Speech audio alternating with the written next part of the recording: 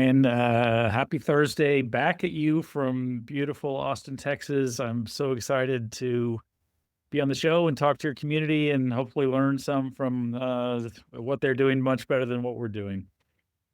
I love it. I love it. I think, Hugh, to set the stage, there's kind of two areas that I'd love for you to dive into. The first is, and we'll start here. Can you just introduce everyone? And actually, side note, it'd be really cool, like in the chat, if anyone just wanted to write yes or throw an emoji in the chat, let us know if you've attended South by Southwest. It'd be cool to get a sense of how many folks here have participated in the festival and in the event. But I'd love to know, like, can you introduce us to the mission and purpose of South by Southwest?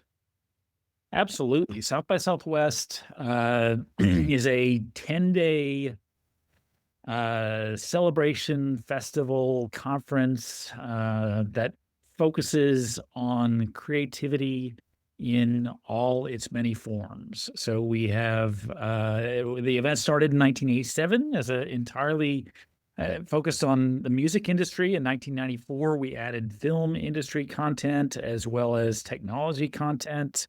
Um, Flash forward 30 years or so, we cover everything from, again, music and film to government, politics, food, fashion, sports, design, everything that creative people do. In fact, our mission statement, our purpose statement is South by Southwest helps creative people to achieve their goals.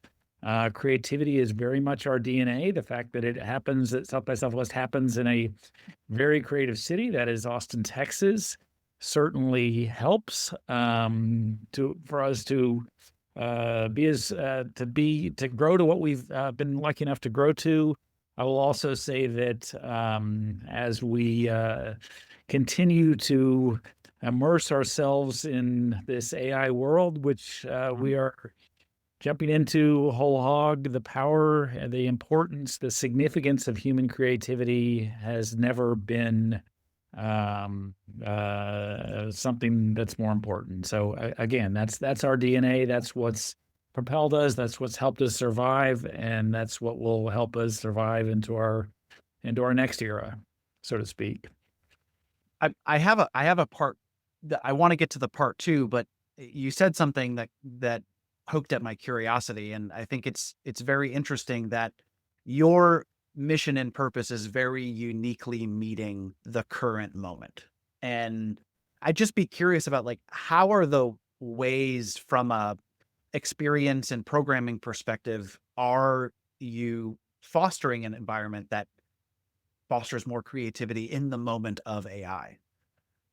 Well, I mean, I think that that is a great question, Brian, and I think that uh, AI and other similar technologies that we have seen develop over the last 5 years, 10 years, 15 years are absolutely fabulous in many, many ways. There are drawbacks also. But I think what we continue to see at South by Southwest, and I'm sure what the event industry professionals who are on the Zoom call today see as well, is that an even more powerful technology is the oldest technology in the books, which is the technology of face-to-face interactions.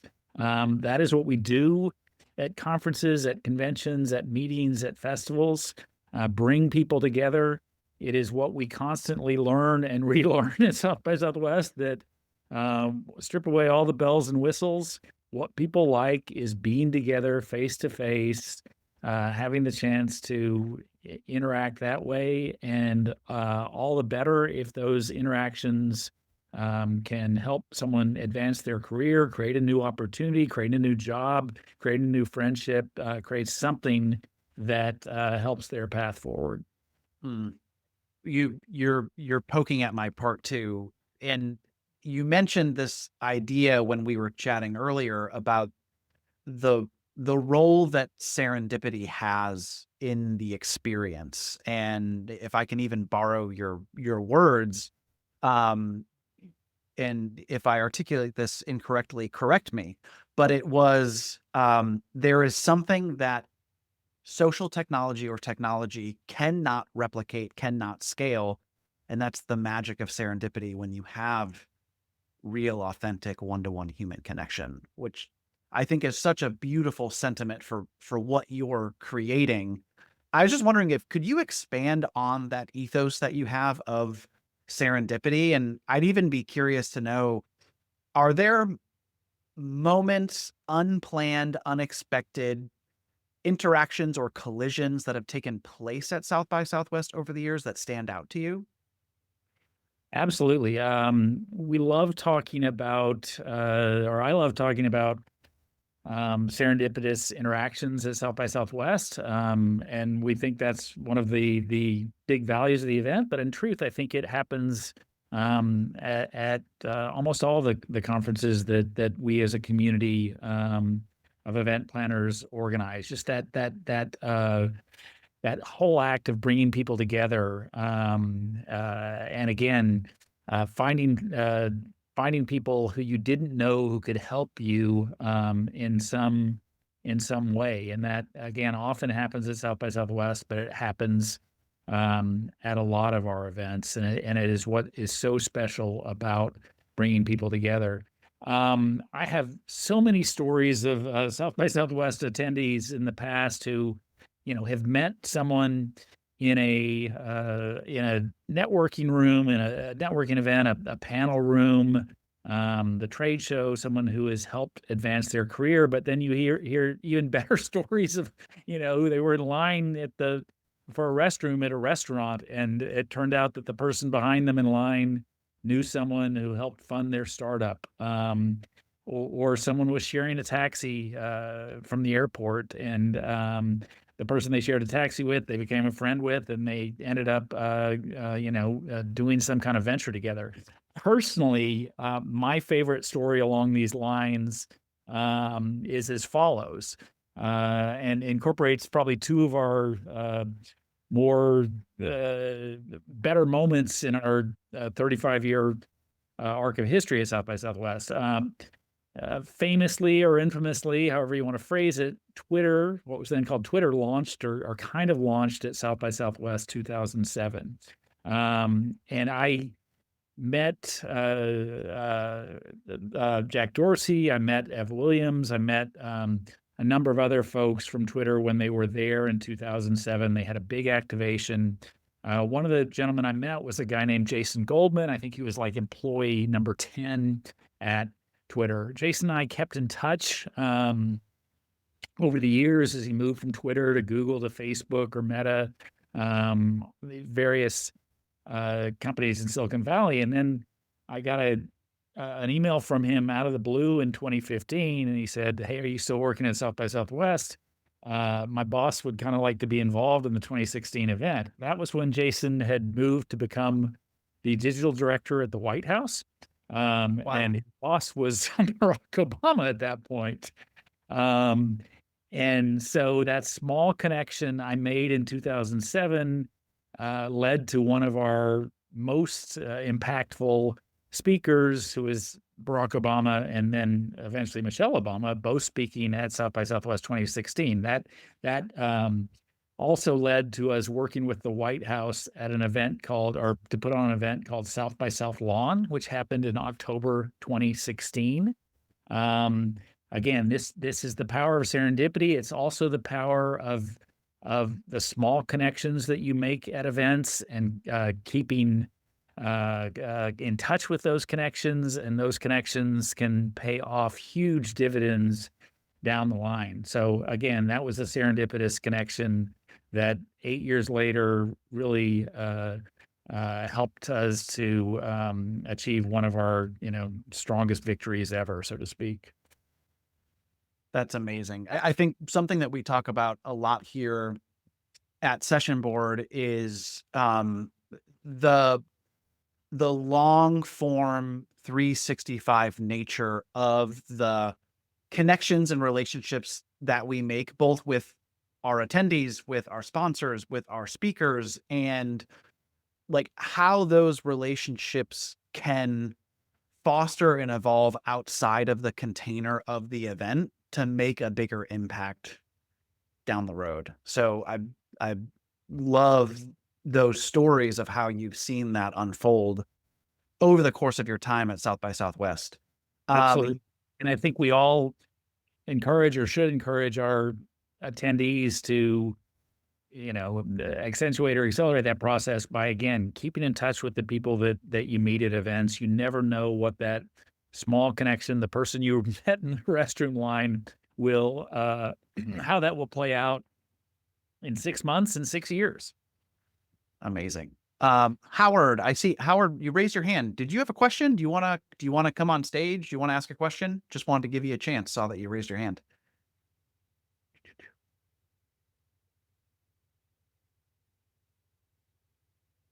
That's okay. We'll keep moving.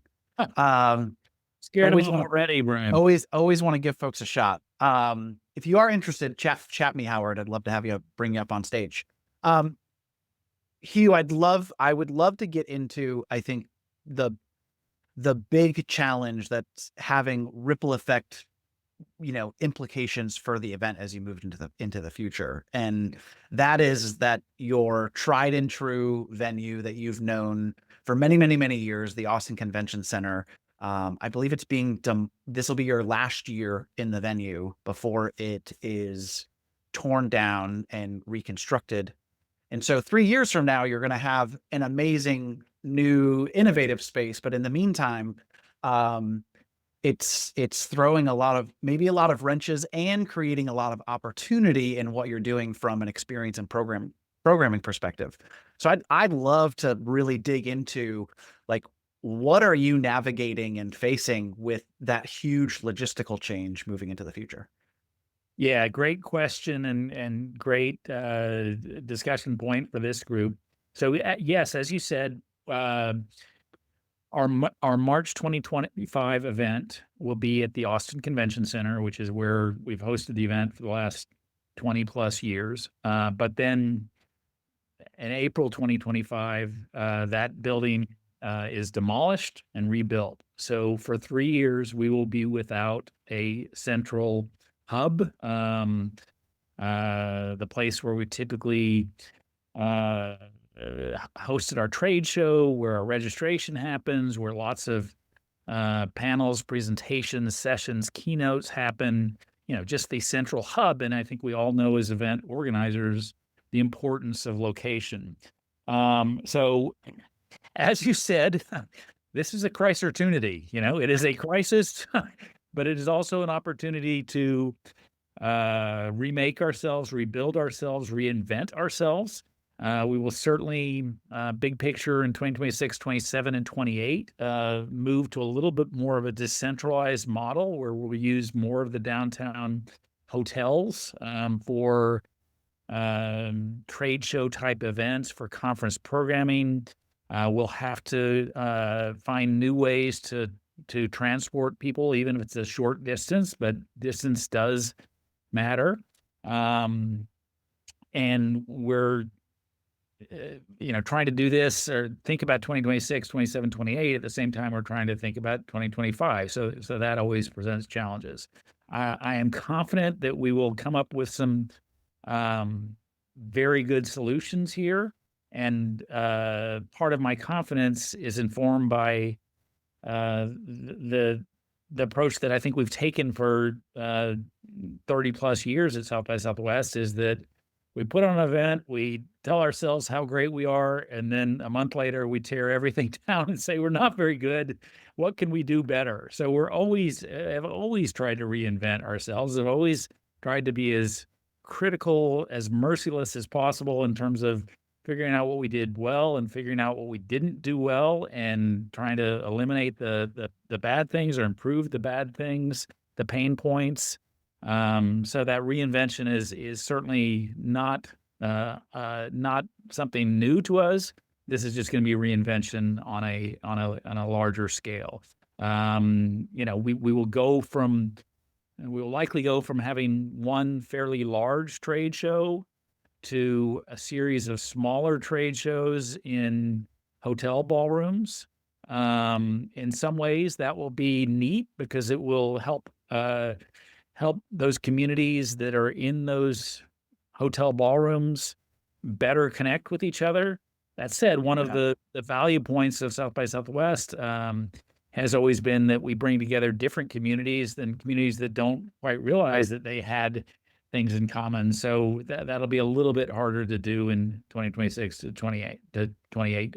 Hopefully, we'll be back in a new convention center 2029. But again, as you say, and as the title of this podcast, this is very much back to square one or square one and a half or square two in terms of how we create how we create a compelling event, how we create an event where those serendipitous collisions, interactions, encounters happen, how we create an event where people easily can find the content and find the people that they want to find. These will all be big challenges for us moving forward.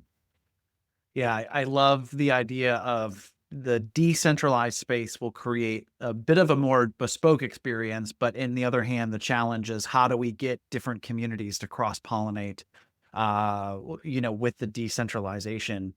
Are there other, they might be kind of on the horizon because you're still, right? Like South by Southwest is like 50 days away. So you're, I'm sure you're focused on what's right in front of you. So maybe this is more on the horizon, but is there anything that comes to mind around additional improvements, whether it's in session format, how you're choosing your speakers and experiences? Like what are other improvements that are coming to mind as you think about executing this in a decentralized format? Well, I think that one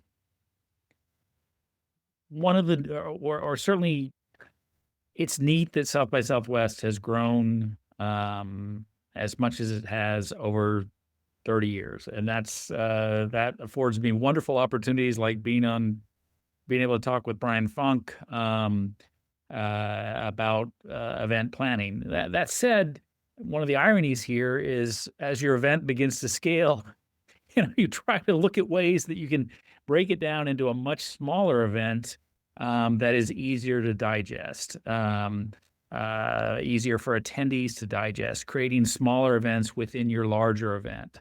So in many ways, I think that decentralization that we will face in 2026, 27, 28 without a convention center will help with that, will help with, creating a slightly less intimidating spaces within an increasingly large event, which I think is what most attendees want. It's easier to network that way. It's easier to create meaningful connections that way.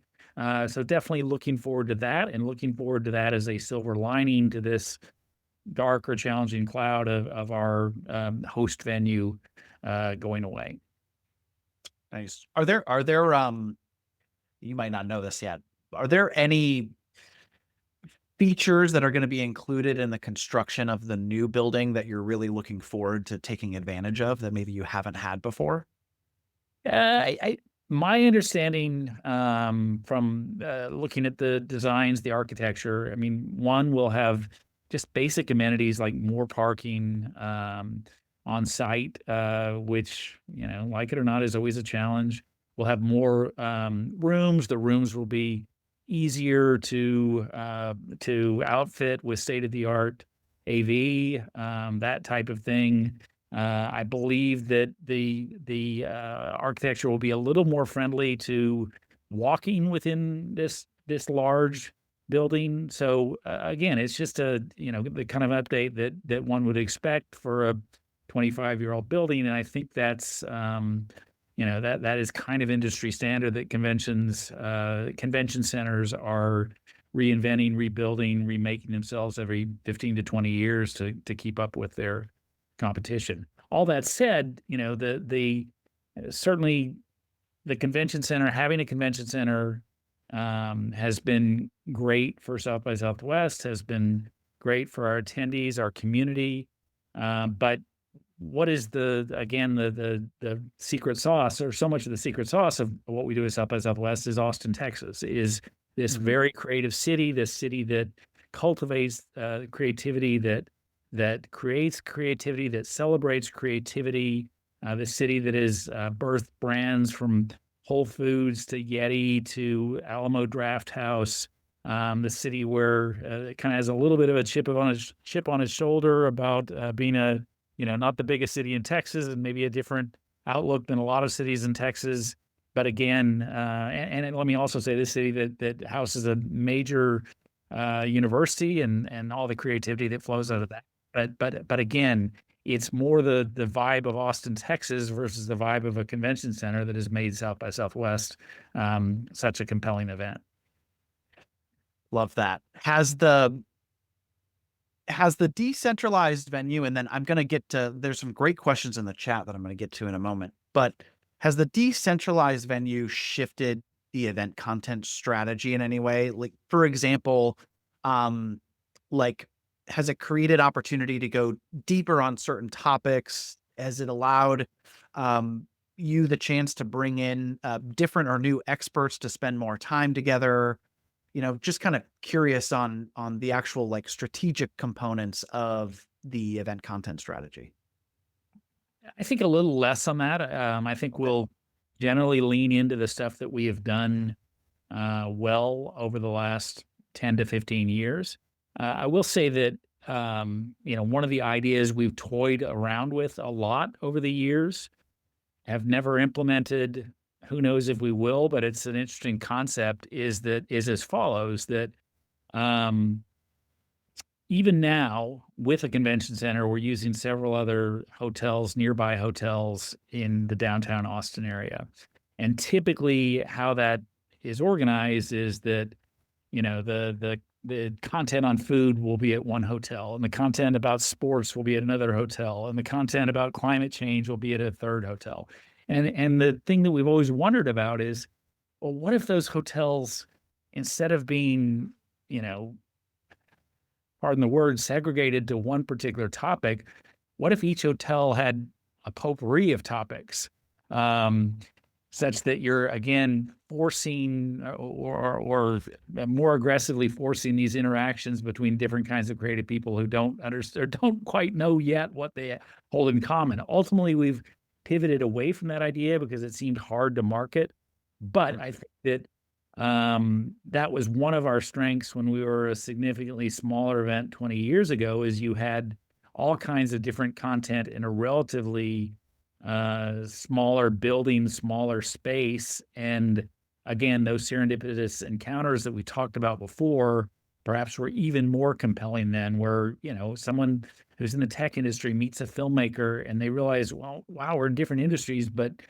yet we face some of the same problems, and we address these problems in different ways. And what can we learn from each other? How can we work together to create something new? And in some ways, those kinds of serendipitous connections are harder when you again, are more formal in terms of having all of one content here and all of another content there, et cetera, et cetera. Hmm. Interesting. So yeah, it's almost this idea of like, how do you, instead of bringing a specific industry to one place, you're more trying to convene people around like problem challenge topics. Well, That kind of, again, like, and I really like this emphasis on, because I, as a as an event marketer myself, right? I feel like that's built a lot of programs. I feel like sometimes I'm so focused on what's happening within the container of the session, as opposed to the second, third, fourth degree ripple effects of what can happen within the broader container of the entire experience. And I just think it's a really nice reminder of what are our intentions and what we're trying to steward and cultivate. Um, I love sure, that. agreed. We're all trying to create platforms that help creative people make the connections that will take them to the next level. And we've been very lucky at doing that for the last couple of decades, and look forward to even more so in the future. Love it. Lee had a great question in the chat. She said, how do you strike the right balance between delivering a memorable event experience and maintaining high quality content? And which do you prioritize when you have tight budget constraints? Huh. That is a great question. I think that I think that I think delivering the high quality content may be slightly easier than the experience piece here, simply because there's so many different aspects of the experience piece. But certainly, Lee's question was, how do you strike a balance? And yes, there's your answer. You try to strike a balance.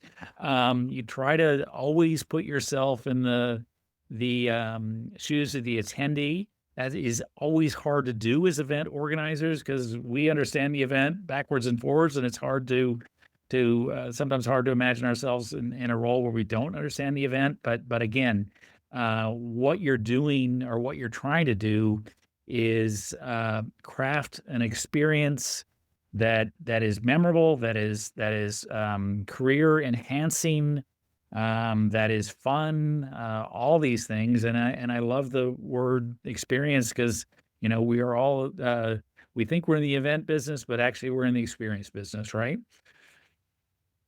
I love that. You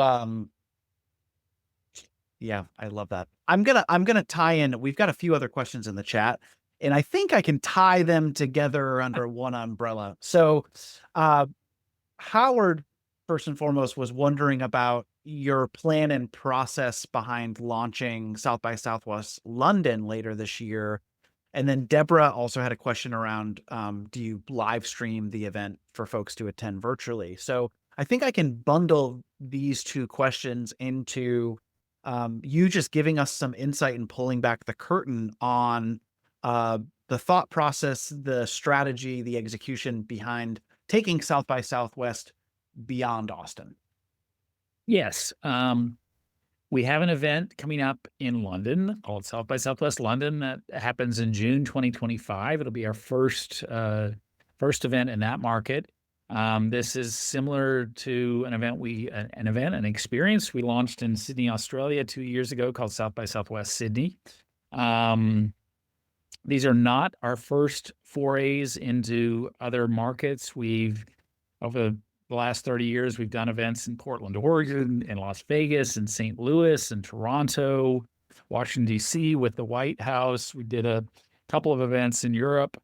What is different about the London event as well as the Sydney event is they have local teams, big local teams that are working on the content. We are overseeing those big local teams, giving them lots of guidance, but we're not doing the hour-to-hour, minute-to-minute organizational work there. The hope is that doing these events in London and Sydney expands the brand internationally, brings more people in contact with the brand. Although, of course, there's the concern that, well, are you expanding or are you cannibalizing? The jury remains a little bit out on that. Having done events in other markets before, I think that at the end of the day, what I've always learned on these things is that successful events take a long time to build and to grow organically. And if there's a secret to South by Southwest, it's that we've been around for 30, 35 years. Unless you're really, really fabulous at what you do, and unless you have a ton of money, building an event that, in year one and year two is meets all your goals and is also breaking even is pretty hard to do. So I am optimistic that our teams in London and our teams in Sydney have a long-term approach to this. I think that's what you need as to create a successful event. I've been to Sydney a couple times now, including the inaugural event. It was a ton of fun. I'm looking forward to being in London for the inaugural event in June 2025. The second question was about live streaming. I'm certainly fascinated by the perspectives of the people on the Zoom call. Our first event back post-pandemic, which was in 2021, we adopted what seemed like the industry standard at that point, which was hybrid. That half the event was in person, half the event was virtual, and mathematically, that seems like it would be twice as hard as doing a in-person event. For those of us who've done hybrid events, it's not half as hard. It's not twice as hard. It's like 20 times as hard. So We still do some streaming of our content at South by Southwest, but we've definitely decided that, as I said earlier in this conversation, our biggest strength is the face-to-face, person-to-person connections. So let's lean into that. Let's get that part of the business back to as healthy as it was pre-pandemic. When we do that, we'll expand a little more into the streaming side of things, into the virtual side of things. But again, this concept that face-to-face, IRL, and in real life interactions are really what we do the best, and try to leverage that strength as much as possible. I think you're also tapping into something that I'm personally really excited to ask you about. So Bill and Sean, I'm going to circle back to you folks. You have some great questions in the chat. So I'm going to circle back, but before I get to you folks, I'd love for you to dive into, let's look beyond the convention center and let's actually look 5 to 10 years down the road. What's South by Southwest going to look like from a 365 content perspective? Great question, Brian. And my somewhat pithy response to that, maybe that's selling myself too short, is that I'm not exactly sure what South by Southwest will look like in 2030. But I do think it will look a lot like Austin, Texas. That has always been one of our, again, sweet spots. Our strengths is that we're based in this very creative city, and the new content angles that we've absorbed at South by Southwest have typically followed how the city has evolved, emerged, changed, pivoted. So again, when South by Southwest started in 1987, the music industry was particularly strong in Austin, and so it was entirely focused on music. And when we added film in 1994, it was because you had these two young directors coming out of Austin, Rick Linklater and Robert Rodriguez. Austin was beginning to emerge as this film hub, and man, we ought to do more of that. You also had this young guy who was selling computers out of his dorm room named Michael Dell. So, hey, we should be doing more technology stuff. More recently, we've really leaned into technology. Well, why is that? Well, transportation. Why is that? Because this intersection between transportation and technology is growing more and more powerful, but even more so, it's because Elon Musk moved most of the Tesla operation to Austin, and Austin became a transportation hub in a way that it never was before. So again, what South by Southwest looks like day-to-day 365 in 5 years will be what Austin looks like. And I think that when we talk about the London event and the Sydney event, those events will be successful, not if they try to replicate what South by Southwest in Austin is like in March, but more that they try to lean into what the specific creative strengths of their community are. What is unique about Sydney? What is unique and fascinating about London? And I think that, all places are unique and fascinating and creative in their own way. And as event organizers, the more we can emphasize that in our events, I think the stronger we are. What were some of the leading indicators that made London differentiate from Austin, differentiate from Sydney? I think that London, we will have a lot more art and style, fashion content. That's some stuff that we've done in Austin before and has been relatively successful. I think it will be even more so in London. In Sydney, there is much more of an emphasis on the game industry, video games, because they're very strong video game industry in Sydney. Again, it's neat that the cities have kind of different strengths within this, within the overall perspective hub of creativity. Interesting. What are some of your thoughts on, you have a 10-day event. Do you have any like future state thoughts behind how to make that content, and maybe not just the content, right? There's session content, but then there's also the in-person strengths, collisions, connections that spill out over the long term, all year long, and for years to come. So I'm just kind of curious, like, what do you think about? Um, I'm trying to figure out how to articulate this, but like, w- what are your thoughts behind having the life of the event live on beyond the 10 days? Great question. Um, we've got to get a lot better at, again, thinking of ourselves a little less of an event or an experience. That is a huge portion of what we offer, but we also have all this incredible content. And how do we make use of that content 52 weeks a year? Get that content out to people who are not able to attend the event in person, get that content out to people who were able to attend the event in person, see that. This is a strategy we've thought about, talked about, tried to act on for at least a decade.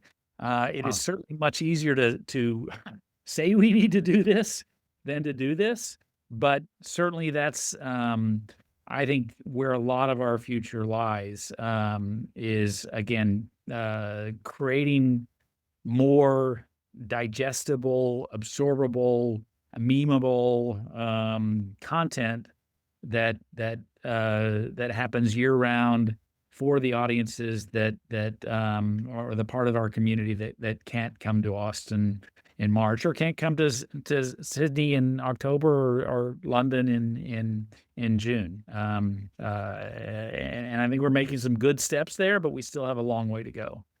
Mm. I'd love to know, for anybody attending, if anyone's had success in this arena, like, let us know, and let us know what event it's tied to, because I'd love to just follow up and learn more on this topic specifically. I think it's really, really interesting. Um, I want to loop back. Sean, you had a great question.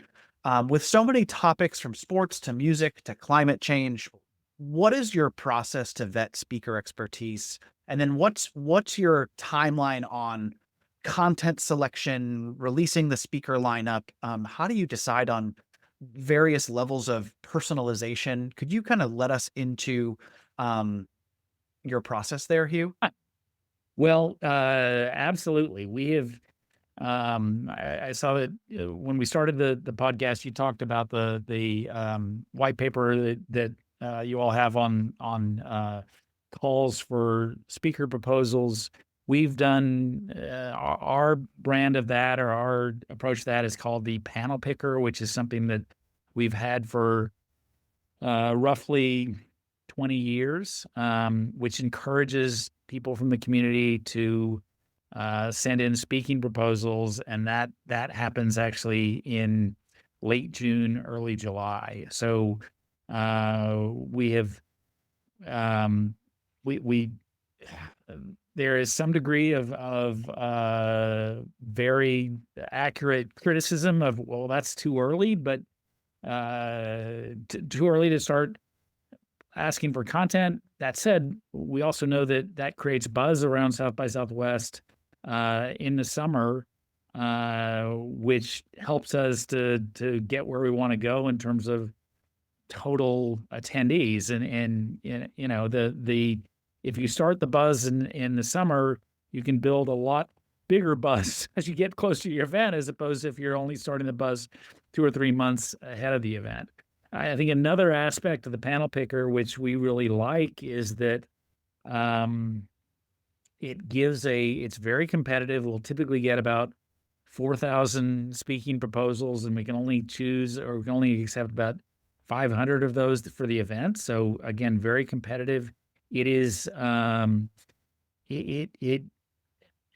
of one of the many ways it helps us is it shows us who's going to be uh, very prepared, very detail oriented in the summer, and that is those are the people who are going to likely be very prepared and very detail oriented on site. Mhm. When someone enters a speaking proposal that's, got typos all over it, isn't very well thought out, and maybe they missed the deadline, more often than not, you can say, well, that this is a great person, but they may not show up to the green room on time. They may not do as much prep work to be on stage. So it's kind of the purple M&M theory, which if you ever heard that of the rock star who wants a purple M&M, but they put the purple M&M in their rider for the venue, and it's not because they like purple M&Ms. It's they want to see if the venue can really deliver a purple M&M.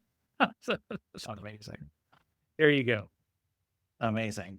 Um, I'm curious, well, first of all, just a quick comment. I love, we've heard other teams do this where you're leveraging your panel picker or your call for sessions as kind of the very, very, very early stage, if not the first marketing campaign to build buzz for your event 10 months in advance. So I love that affirmation there. And then that you do that.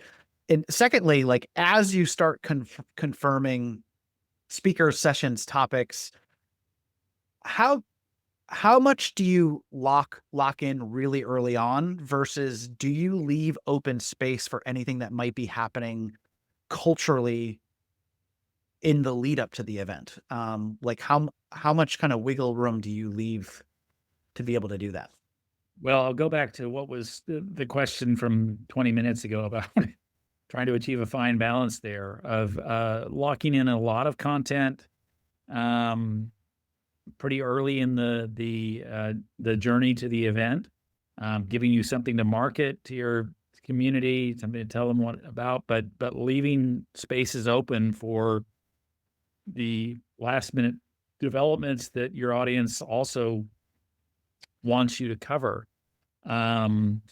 We have been lucky enough at times where over the last 10, 15 years where something will, literally drop in our laps in 2 or 3 weeks in front of the event. And in many cases been able to accommodate something like that. And certainly that's part of the reason to try to get so much content confirmed early in advance, so you do have bandwidth for those things that come up last minute. And I'll go back to my initial story there when I talked about Barack Obama speaking at South by Southwest in 2016. So, that took 6, 7 months to put together. Lots of details, although the Secret Service knows what they're doing.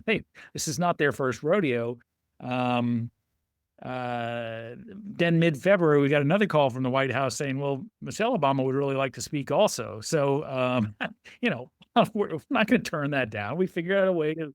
Sorry, our program's locked. Yeah, we figured out a way to make it happen. And that is, we've had many, been lucky enough to have many opportunities like that where someone really big drops into our lap last minute. And, again, it adds the overall experience to our attendees and makes it incredibly memorable. And that's what we want to do always.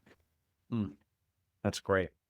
I know we're getting to the top of the hour, so I'm mindful of time. I did want to sneak in real quick. This is kind of outside of what we've been talking about, but I think it's a good question nonetheless. Bill was asking in the wake of what happened in New Orleans for the New Year's event, what's top of mind for you for security and safety?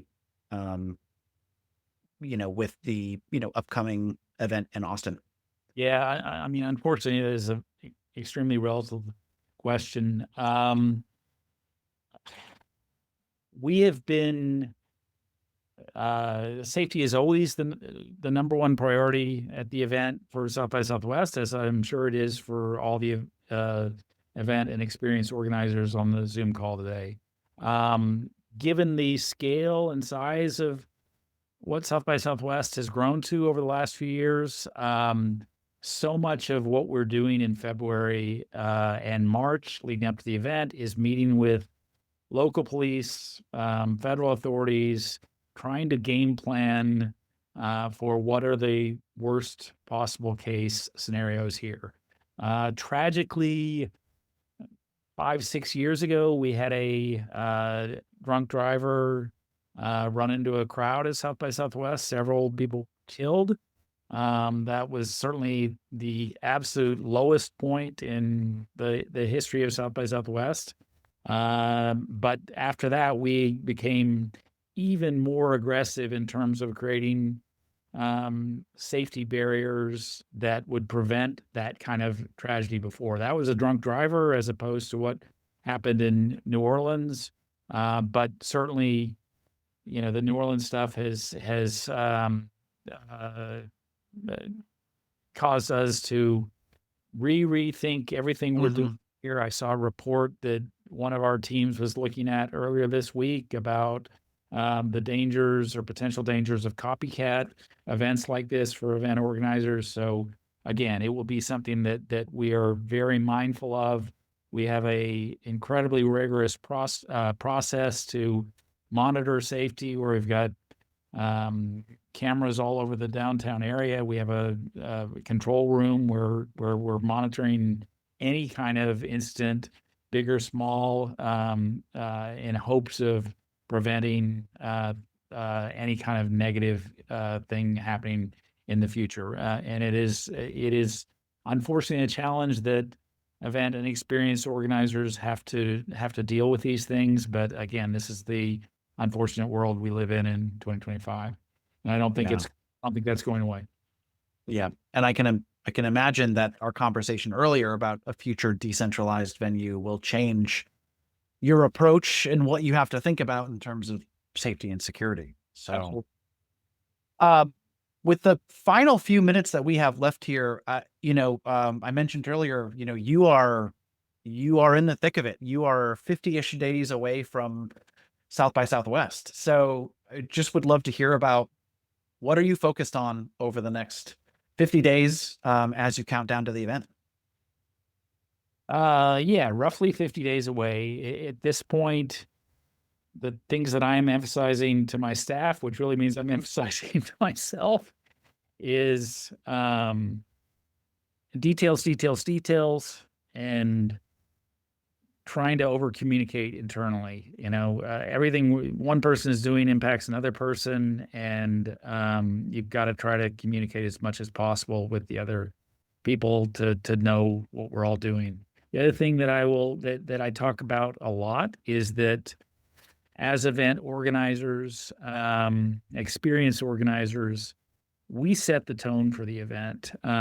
If we are happy, excited, energetic on site, our attendees will be so. If we look like we haven't slept in a month, if we're tired, if we're grouchy, that quickly transitions to attendees. And things are going to go wrong. They always do at events and experiences. It's not the thing that goes wrong; it's how you react to it. React to it. Mhm. Quickly.